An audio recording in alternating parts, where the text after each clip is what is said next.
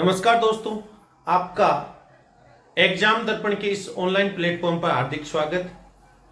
दोस्तों, हम संवैधानिक विकास के चरण पढ़ रहे थे। संवैधानिक विकास में हम अब आगे बात करते हैं कैबिनेट मिशन 1946, माउंटबेटन योजना और भारत स्वतंत्रता अधिनियम 1947। दोस्तों ध्यान देना, सेकेंड वर्ल्ड वॉर खत्म हुआ। जो ही वो खत्म हुआ, वहां पर जो सरकार बनी वो लेबर पार्टी की बनी।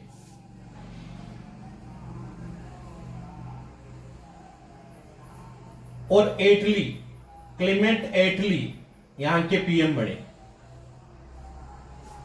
ये अपनी उदारवाद नीति के कारण फेमस रहे और इन्होंने भारत को सत्ता सौंपने के प्रयासों में कैबिनेट मिशन भारत भेजा। इसको कैबिनेट क्यों कहा जाता है, कैबिनेट मिशन क्यों कहा जाता है? इसमें मंत्री लोग थे। पैट्रिक लॉरेंस इसका अध्यक्ष था और यह भारत सचिव था जो ब्रिटिश पार्लियामेंट में भारत का पक्ष रखता था। स्टेफर्ड क्रिप्स ये व्यापार मंडल का अध्यक्ष था और एपी अलेक्जेंडर ये नौसेना अधिकारी थे। तो ये भारत आए 24 मार्च 1946 को। कब आए भारत? 24 मार्च 1946 को। और 16 मई को इन्होंने अपनी योजना रखी। योजना क्या रखी कि भारत एक संघ होगा। भारत एक संघ होगा, नहीं कि दो राज्यों की बात है, दो देशों की बात है। भारत और पाकिस्तान की कोई बात नहीं थी। भारत एक संघ होगा जिसमें ब्रिटिश प्रांत व देशी रियासतें शामिल होंगी। ब्रिटिश प्रांत और देशी रियासत, संघीय विषय जो हैं वो संघ के पास रहेंगे। इसके अलावा जो अतिरिक्त विषय हैं वो प्रांतों के अधीन रहेंगे। यानी प्रांतों को भी क्या है, सत्ता हस्तांतरित की जाएगी। ये सबसे महत्वपूर्ण बातें थी। संविधान सभा का निर्माण किया जाएगा जिसमें यह व्यवस्था की गई कि प्रति 10 लाख व्यक्तियों के प्रतिनिधित्व के रूप में एक सदस्य निर्वाचित होगा। कुल 389 सदस्यों की बात थी, जिसमें से 292 सदस्य ब्रिटिश प्रांतों से, 93 सदस्य देशी रियासतों से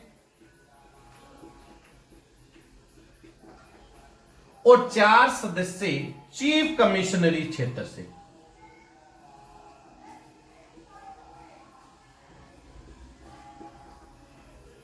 जिनमें A B C D, Ajmer Merwara,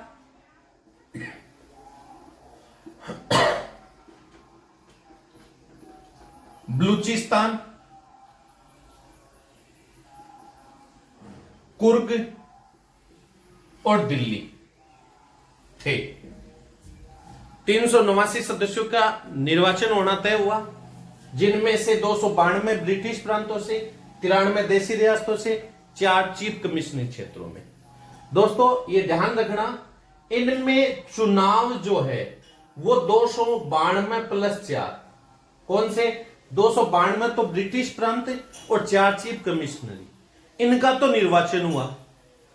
और जो 93 देशी रियासतें थी, इनका निर्वाचन न होकर जो देशी राजा थे या जागीरदार थे, उनकी सलाहकार समिति के द्वारा प्रतिनिधि भेजे गए।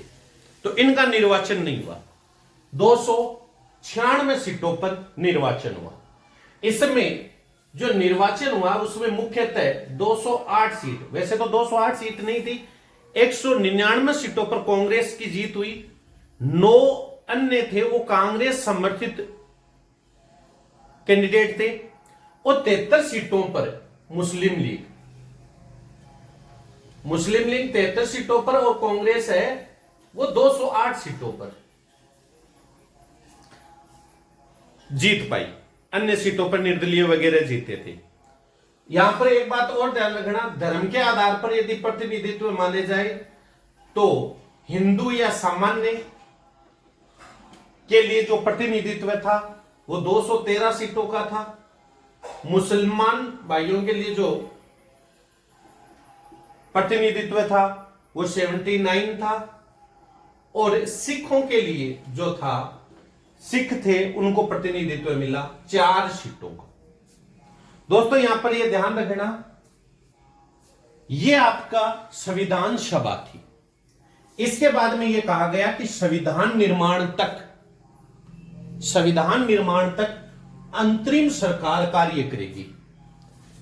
इस समय जो वायसराय थे, देखो इस समय वहां के प्रधानमंत्री तो कौन थे, एटली, और वायसराय जो भारत में था वो कौन था, वेवेल। इन्होंने क्या किया, यहां पर अंतरिम सरकार के लिए घोषणा की, और नेहरू जी सहित 13 सदस्य थे। नेहरू जी सहित 13 सदस्य थे। इसमें मुस्लिम लीग ने भाग नहीं लिया। मुस्लिम लीग को जैसे तैसे करके 26 अक्टूबर 1946 को शामिल किया, जिनमें 3 सदस्य और शामिल हो गए। तो यह ध्यान रखना, सैयद अली जहीर, शरद चंद्र बोस और अहमद खां, इनको इसमें शामिल कर दिया गया। तो इसके बाद में ये नेहरू जी सहित 16 सदस्य हो गई। दोस्तों यहां ध्यान देने वाली बात यह है कि ये जो अंतरिम सरकार थी, पहले तो अंतरिम सरकार में नेहरू जी के अंतर्गत ये काम नहीं करना चाहते थे।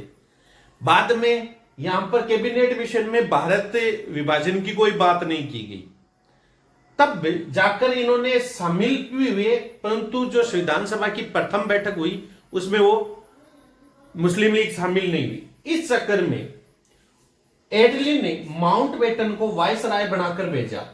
कब भेजा, 24 मार्च को।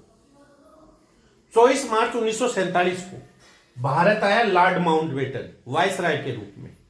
दोस्तों यहां ध्यान देना, लॉर्ड माउंटबेटन जब भारत आया तो इसने यहां के राजाओं से चर्चा की और वहां की कंडीशन को लोगों के सामने रखा, क्योंकि 16 अगस्त 1946 को प्रत्यक्ष कार्रवाई दिवस के रूप में मुस्लिम लीग ने बहुत ज्यादा तोड़फोड़ की थी, बहुत विरोध किया था, हिंसा की थी। तो इस चीज को ये माउंटबेटन यहां भारत में आकर लोगों से, इनसे सबसे चर्चा करके इंग्लैंड गए वापिस, और वहां पर जाकर वहां पर ये बात वहां समझाने की कोशिश की कि अब भारत कहीं पर भी एक नहीं रह सकता। इसके लिए इन्होंने 3 जून 1947 को भारत आए और उन्होंने माउंटबेटन योजना प्रस्तुत की। कौन सी योजना प्रस्तुत की, माउंटबेटन, जिसको मनबाटन भी कहते हैं। इसमें यह व्यवस्था की गई कि भारत व पाकिस्तान 2 देश होंगे। जो देशी रियासत भारत के साथ आना चाहिए वो भारत के साथ आ सकती है, जो पाकिस्तान के साथ रहना जाती है वो पाकिस्तान के साथ जा सकती है, और जो स्वतंत्र रहना चाहती है वो स्वतंत्र भी रह सकती है। इसमें यह भी कहा गया कि संविधान निर्माण तक 1935 के अधिनियम के अनुसार सत्ता चलती रहेगी, और इसमें इसके बाद में भारत स्वतंत्रता अधिनियम 1947 निकाला गया, जो 4 जुलाई को हाउस ऑफ कॉमन्स में रखा गया। 15 जुलाई को यह यहां से पारित हो गया, और 16 जुलाई को ये कहां रख दिया गया, ये हाउस ऑफ लॉर्ड्स में रख दिया गया, और वहां से ये 18 जुलाई को स्वीकृत हो गया। इसी की परिणति के रूप में 15 अगस्त 1947 को भारत आजाद हुआ। भारत और पाकिस्तान 2 देश बने। भारत 15 अगस्त को और पाकिस्तान 14 अगस्त को आजाद हुआ। तो दोस्तों ये ध्यान रखना, ये भारत का संवैधानिक विकास था। नेक्स्ट क्लास में हम पढ़ेंगे भारत संविधान सभा, संविधान निर्मात्री सभा। उसमें हम पढ़ेंगे कि कौन कौन शामिल था, कहां से कौन निर्वाचित होकर आया, कौन सी रियासत शामिल हुई, कौन सी नहीं हुई। जैसे इसमें हैदराबाद रियासत शामिल नहीं थी, कितनी महिलाएं थी, महिलाओं का प्रतिनिधित्व कौन कर रही थी, इन सभी बातों पर हम संविधान सभा में कितनी समितियां दी, इन पर हम नेक्स्ट क्लास में चर्चा करेंगे। धन्यवाद दोस्तों।